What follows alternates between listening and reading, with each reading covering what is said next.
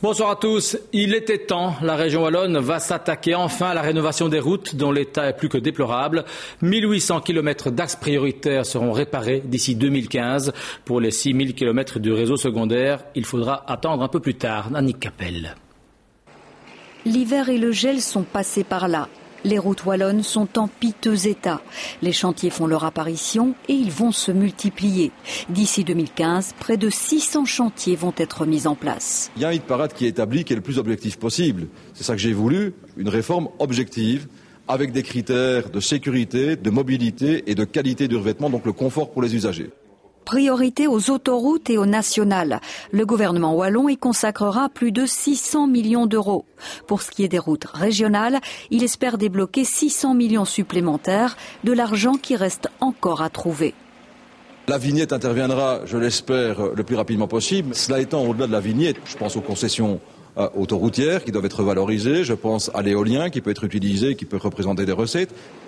Au total, ce sont donc 1,2 milliard qui seront investis dans les 5 ans à venir. De quoi réparer toutes les autoroutes nationales et régionales. Pour ce qui est des routes communales et provinciales, il faudra encore patienter. Il n'y a pas que des trous sur les routes wallonnes, il y a aussi des radars fixes. Ils ne sont que 4 pour l'instant, mais ils ne chôment pas. En 2 mois, ils ont flashé 12 000 fois, ce qui a donc donné lieu à 12 000 procès-verbaux. Et ça ne fera qu'augmenter à l'avenir, puisque d'ici quelques semaines, les radars fixes seront au nombre de 8 le long des routes wallonnes. Autant être prévenus. Mouvement de grève spontané aujourd'hui à la SNCB. Les accompagnateurs de train des dépôts de Namur, Huy et Ottignies ont débrayé. Ils se plaignent encore une fois de la dégradation des conditions de travail et de la surcharge de boulot. Mais la grève n'a pas eu trop de conséquences. Seuls quelques trains supprimés et des retards pour les autres. De toute façon, 70% environ des voyageurs habituels faisaient le pont ce vendredi. Grève aussi dans une dizaine de magasins Carrefour. Ce matin, une fois de plus, les syndicats dénoncent la lenteur des négociations autour du plan de restructuration du groupe. Sont concernés 10 magasins de la région namuroise, bruxelloise ou encore du Brabant wallon.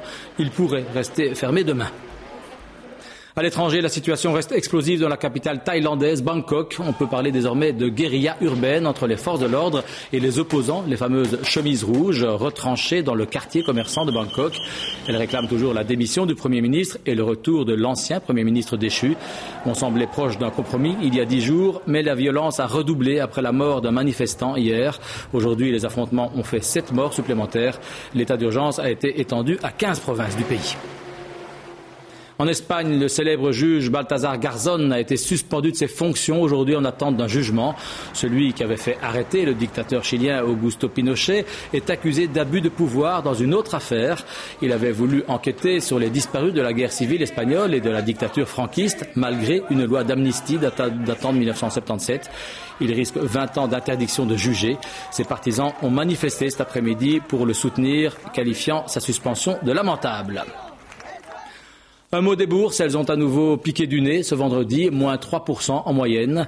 Et l'euro ne va guère mieux, la monnaie unique européenne a atteint son taux le plus bas depuis novembre 2008. 1 euro vaut moins d'1,24 $. Avant même le premier jour de tournage, c'est un film qui a créé une polémique chez nous, mais il verra tout de même le jour. Le réalisateur belge Joachim Lafosse tournera bien une adaptation de l'affaire L'Ermite, cette mère de famille qui a tué 5 enfants à Nivelles. Le casting est même déjà prêt et il réunit, vous allez voir, des grands noms. Le casting est impressionnant. Émilie Dequesne, c'est elle qui interprétera le rôle de Geneviève l'Ermite. Le jeune Tahar Rahim, il jouera le père des enfants.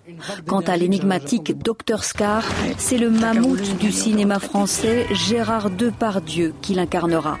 Rien que du beau monde donc pour raconter le drame encore très frais dans les mémoires, le quintuple infanticide de Geneviève l'Ermite. Aimer à perdre la raison, c'est le titre du film. Depuis plusieurs mois déjà, il crée la polémique. Geneviève l'Ermite et son ex-mari crient au scandale du voyeurisme malsain, selon Bouchaïb Mokadem. Le réalisateur, Joachim Lafosse, promet lui qu'il s'inspirera très librement du drame de Nivelles. Alors, protection de la vie privée ou liberté d'expression, quoi qu'il en soit, il semble que le projet verra bel et bien le jour. Le tournage devrait débuter en 2011.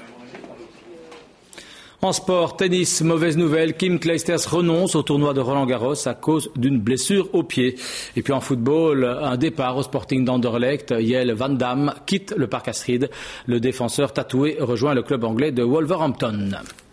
Et puis, les dés sont jetés. La Belgique et les Pays-Bas ont officiellement déposé ce midi leur candidature pour organiser ensemble la finale de la Coupe du monde de football en 2018. C'est à vélo que la délégation belgo-néerlandaise est arrivée au siège de la FIFA à Zurich. Un geste écolo qui a eu son petit succès médiatique. Les deux anciens champions Paul Van Imst et Johan Cruyff ont ensuite remis le volumineux dossier de candidature au patron de la FIFA. Nos principaux concurrents sont la Russie et la Grande-Bretagne, soutenues, elles, par David Beckham. Verdict le 2 décembre. Voilà tout de suite votre météo, puis le magazine au quotidien. À 19h30, le JT sera présenté aujourd'hui par Adjal Habib. Je vous retrouve plus tard pour le 12 minutes. Excellente soirée à tous.